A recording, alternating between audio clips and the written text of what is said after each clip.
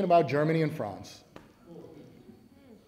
And then you go to WITS or one of those, and they're busy trying to be the United States. But the social conditions that produce those universities are radically different. But the problem is, because they're doing that, they use concepts that are absolutely silly in the South African context. It makes absolutely no sense to use those. So, for instance, I would give a talk, and there are people who would just sit there because they've developed a technique of only showing up to assert orthodoxies.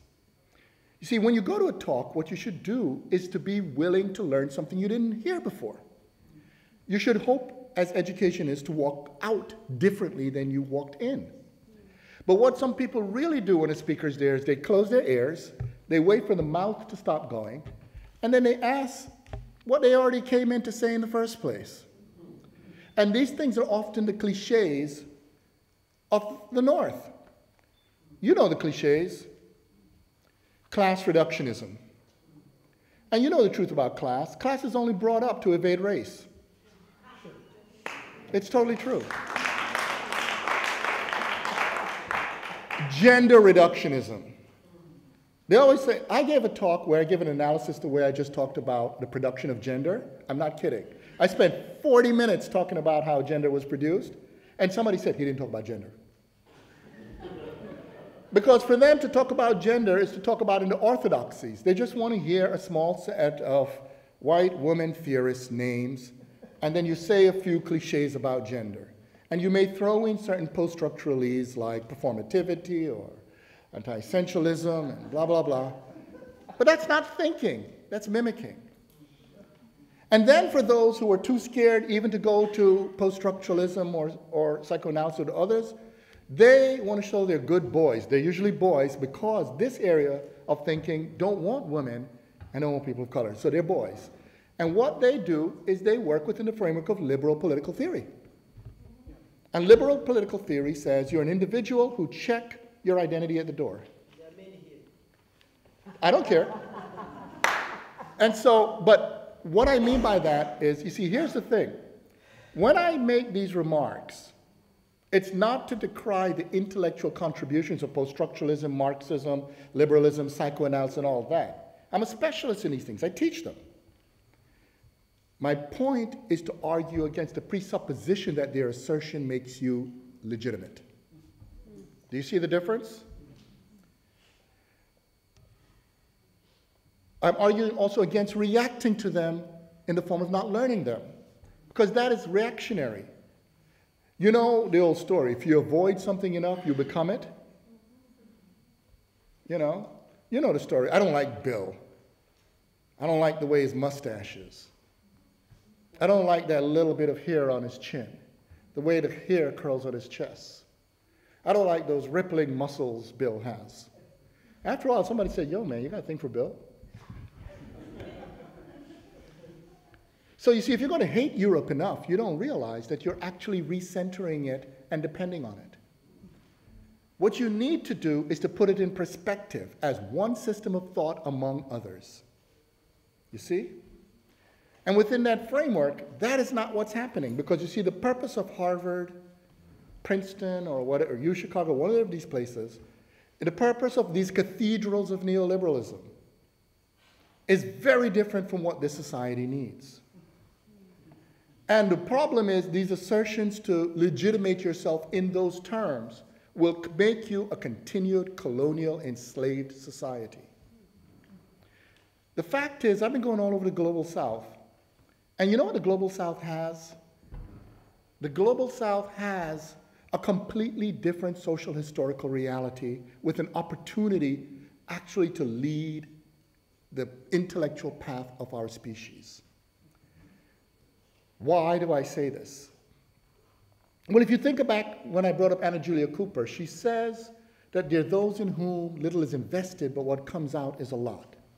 What people in the global South actually have as the greatest strength is the existential, political, and historical reality of having to survive under conditions in which you are not meant to survive.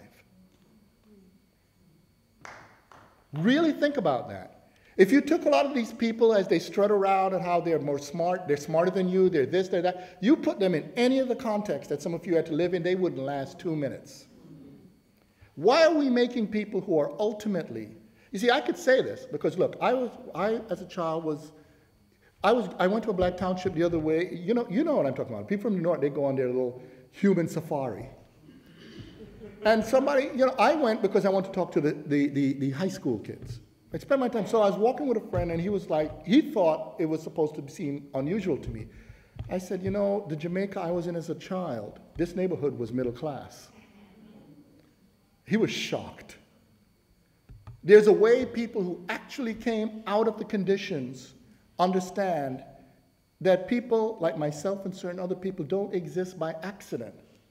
Because when we go to those institutions, we cannot believe how low the level of achievement and abilities are.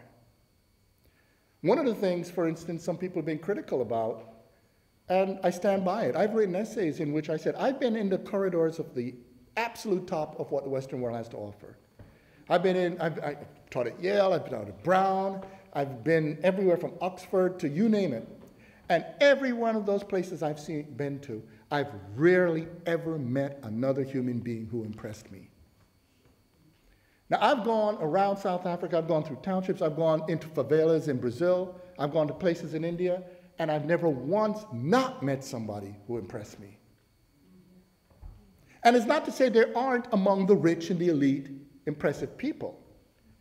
I work with a global community, for instance, of people who are, in my opinion, the absolute most gifted people on the planet. But what people don't tell you is what the absolute most gifted people on the planet look like. You know what they look like? They look like this room. It's a diverse community.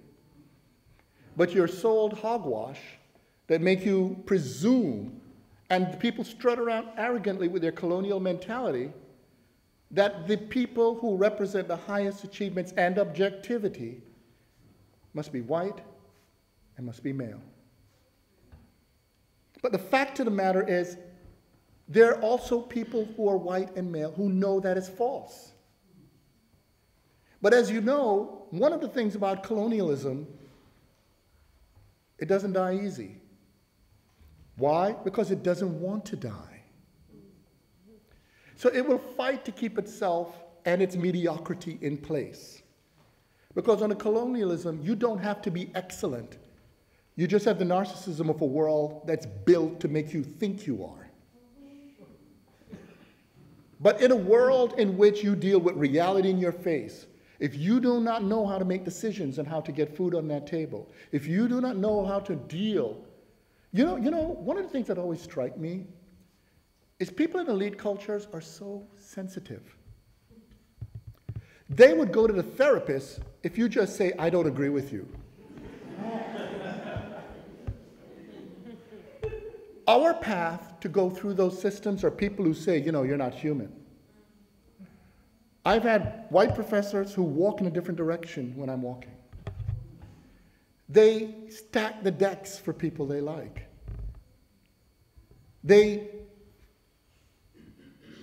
When I was in graduate school,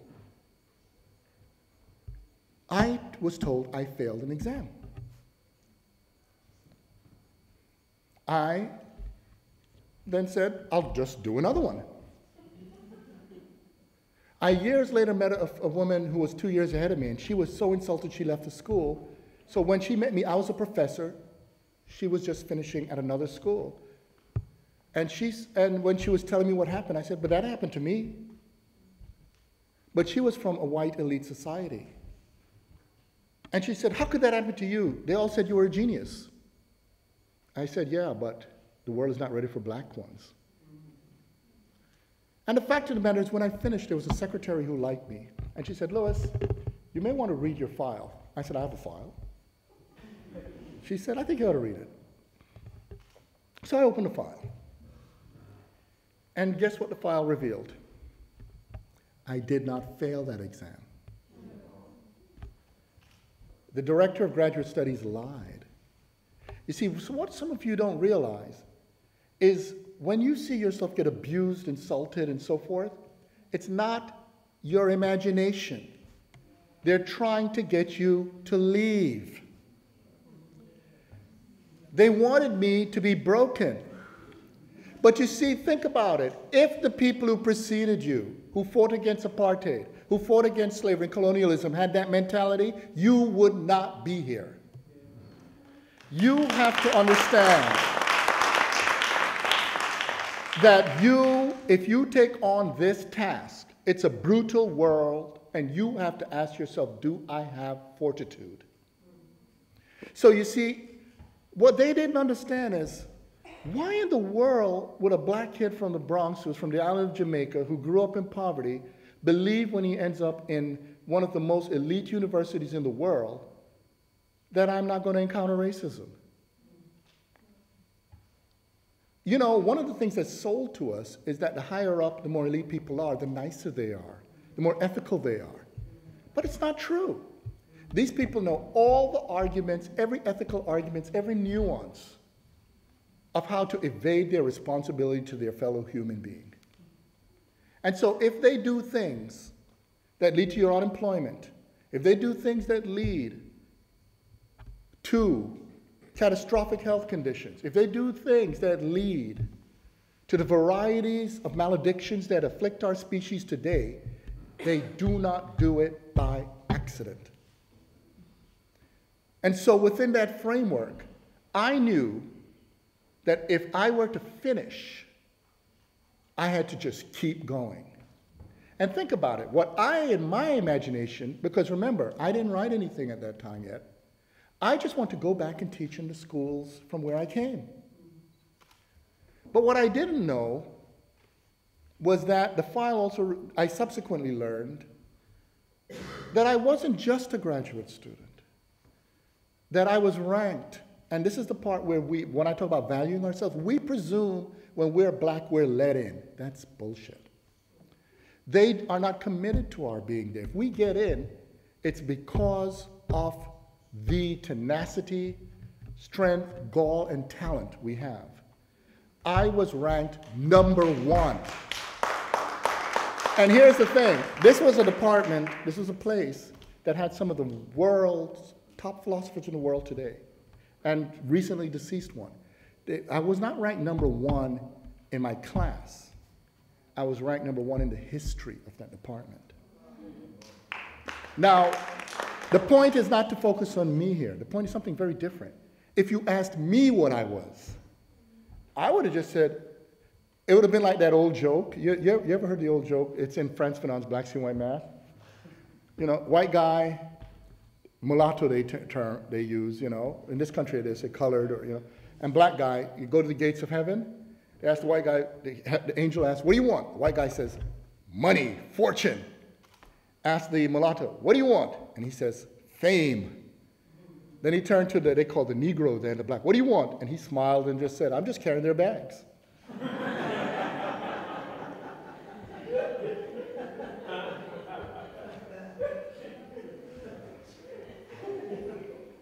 But you know what's going on here. You see, the thing is, in a way, even though I may seem different, I wasn't that different, because you see, I may have a certain complexion. In Jamaica, I was raised with the understanding and throughout my childhood that I am a black man. And I understand myself as a black man, which means I didn't go to graduate school for fame. I wasn't expecting fortune. So I had to develop an understanding of something very different about what it was. Remember I said I went because I was curious about human potential. What does it mean to be a human being? And so within that framework, what education meant for me was different. So because of that, I wanted to be educated.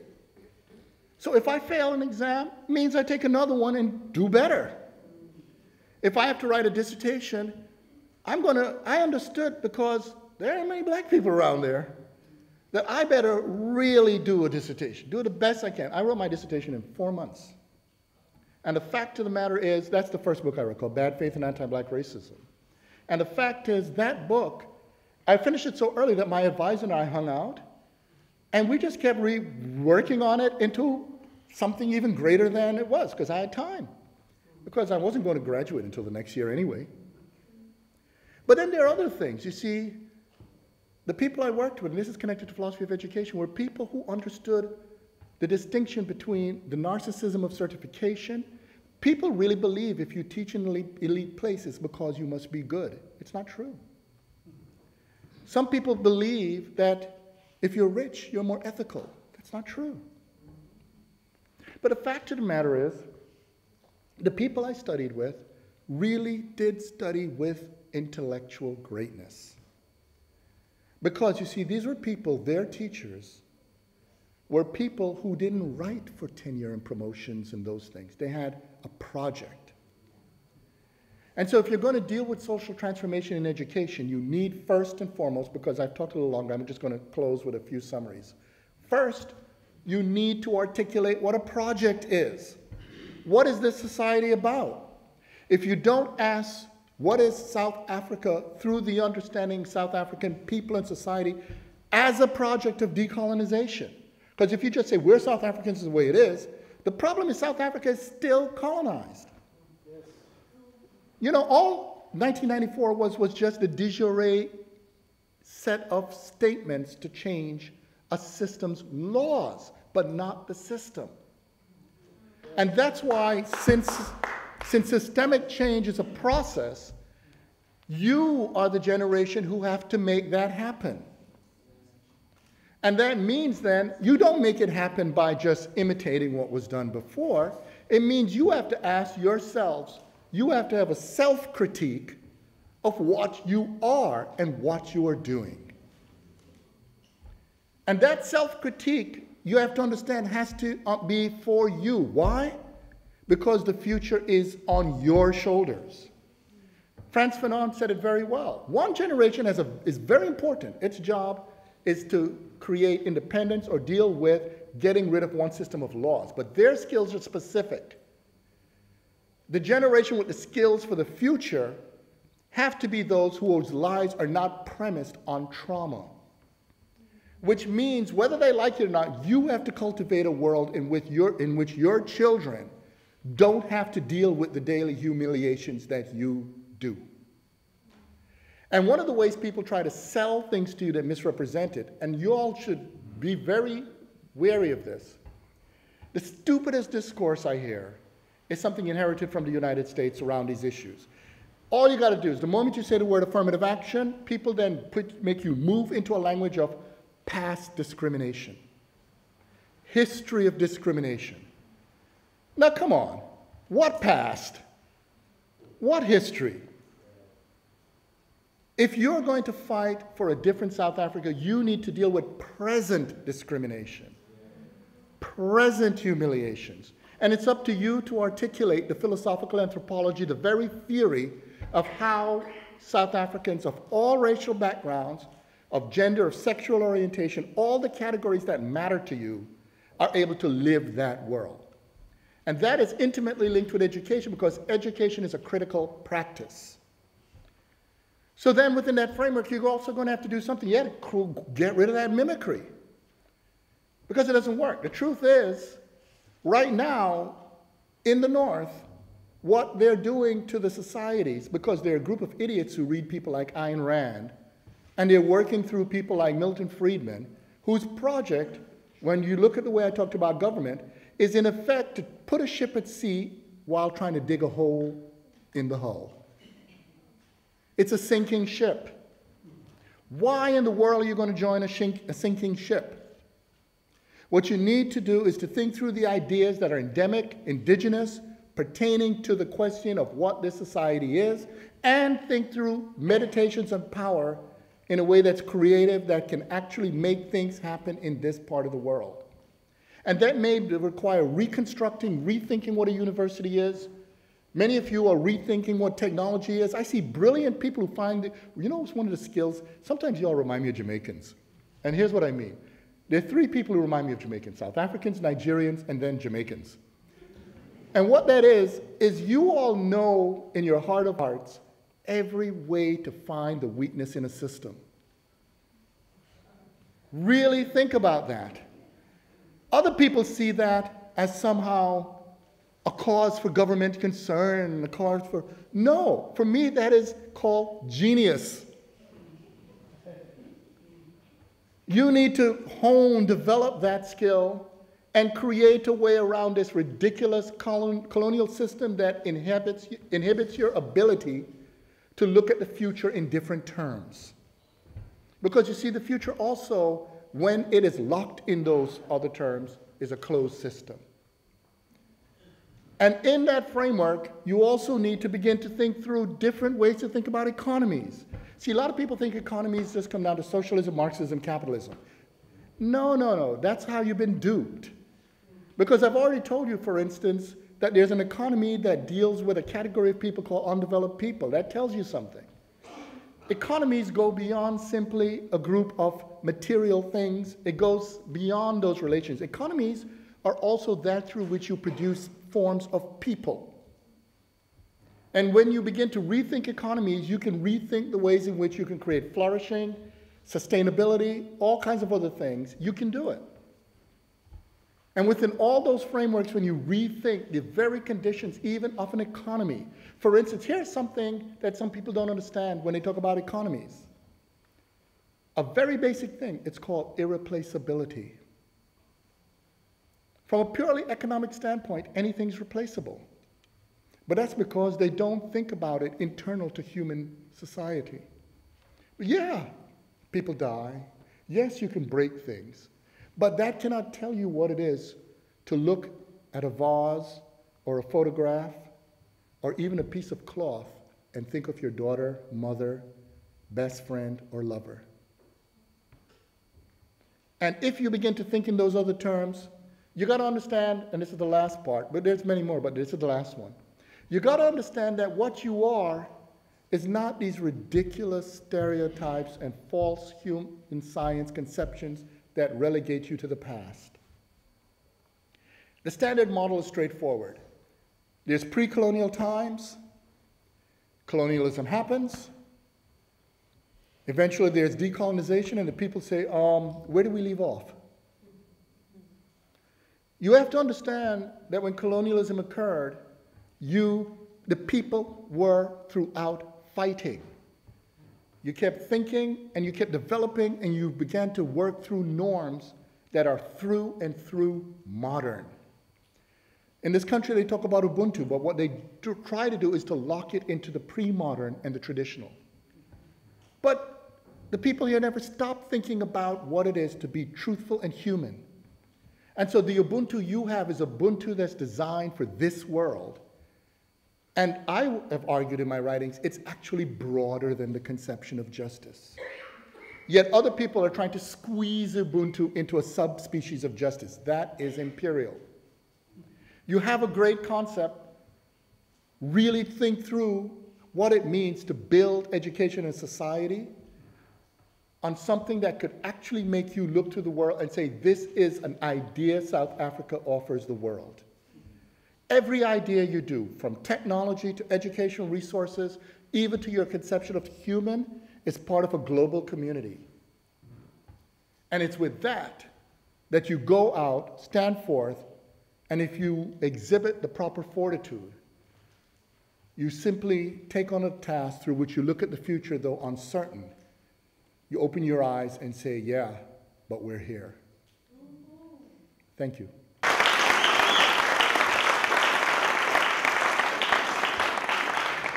Thank you very much, Professor Gordon. In fact, Prof, I think part of me feels that maybe this is the lecture that we should have started with in any way, in these lectures, because I think it foregrounds these lectures and what we are intending to do.